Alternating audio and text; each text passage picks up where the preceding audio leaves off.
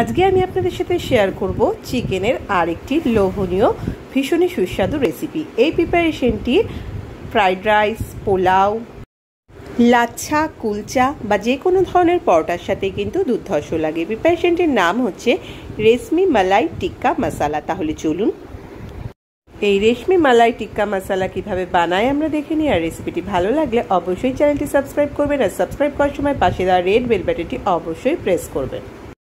রেশমি টিক্কা মশালা বানানোর জন্য এখানে আমি একটি মিডিয়াম সাইজের রসুন ছুলে নিয়েছি 1 ইঞ্চি আদা, আর নিয়েছি বড় সাইজের 2টো পেঁয়াজ আর 6 পিস কাঁচা লঙ্কা।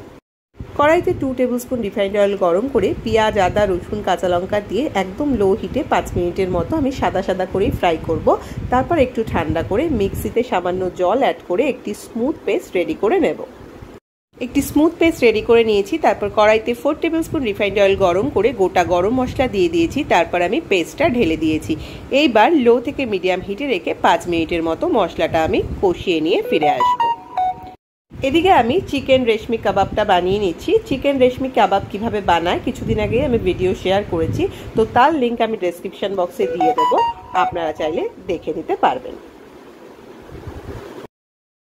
5 মিনিটের মতো মশলাটা আমি কষিয়ে নিয়েছি। মশলাটা দেখুন সাদা হয়ে এসছে, এক্স্যাক্টলি এরকমই কিন্তু কালারটা হবে, কোনো হলুদ লাল লঙ্কার গুঁড়ো এতে চলবে না। এইবার আমি দিয়ে দিলাম 1 টেবিল স্পুন ধনে গুঁড়ো আর 1 টেবিল স্পুন বাটার। এইবারে যে ম্যারিনেটেড মশলাটা আছে সেই মশলাটা আমি দিয়ে দেবো, মানে চিকেন রেশমি কাবাবটা বানানোর সময় চিকেনটা আমি যার মধ্যে ম্যারিনেট করেছিলাম সেই মশলাটাই দিয়ে দিলাম। আর দিয়ে দিলাম 1/2 টিস্পুন গরম মশলার গুঁড়ো। আমি আবার লো হিটে রেখে এটা 5 মিনিটের মতো কষিয়ে নেব। লো হিটে রেখে মশলাটা কষিয়ে নিচ্ছি। এই পর্যায়ে সুন্দর একটা গন্ধ বেরিয়েছে আর চারিদিক দিয়ে দেখুন বাটারটা তেলটা বেরিয়ে এসছে। এইবার দিয়ে দিলাম স্বাদ অনুযায়ী লবণ। লবণটা কিন্তু টেস্ট করে দিতে হবে, কেননা যে ম্যারিনেশনের মশলাটা আমি দিয়েছি তার মধ্যে চিজ রয়েছে, লবণ রয়েছে, তো সেই কথা মাথায় রেখে কিন্তু লবণটা দিতে হবে। এইবারে চিকেন রেশমি কাবাবগুলো তো আমি তৈরি করে নিয়েছি, সেই কাবাবগুলো আমি এর মধ্যে দিয়ে দেবো। এইবার হিটটা আমি বাড়িয়ে দেবো, হাই হিটে 2 মিনিটের মতো এটা আমি কষিয়ে নেব। রেসিপিটি ভালো লাগলে অবশ্যই বন্ধুবান্ধবের সাথে শেয়ার করবেন এবং চ্যানেলটি সাবস্ক্রাইব করবেন। আর সাবস্ক্রাইব করার সময় পাশে দেওয়া রেড বেল বাটনটি অবশ্যই প্রেস করবেন, তাহলে যখনই কোনো নতুন রান্না আমরা আপলোড করব তার নোটিফিকেশন সবার প্রথমে আপনাদের কাছেই পৌঁছে যাবে। 2 মিনিট পর আমি জল দিয়ে দিলাম, তবে খুব বেশি জল আমি কিন্তু দেব না। এইবারে লো হিটে রেখে 7 থেকে 8 মিনিট এটা আমি রান্না করে ফিরে আসবো।